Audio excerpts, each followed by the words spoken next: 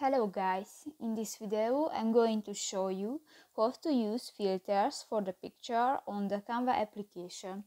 But first of all, I just want to mention, please don't forget to subscribe to our channel, because at 100,000 subscribers we are going to show you our YouTube revenue statistics and growth strategy, how to make money online. So let's jump into it. First of all, open the application on your device. Tap to the social media button next to the whiteboards option, and in the popular section go to the edit photo button. New, you can select a picture from your device.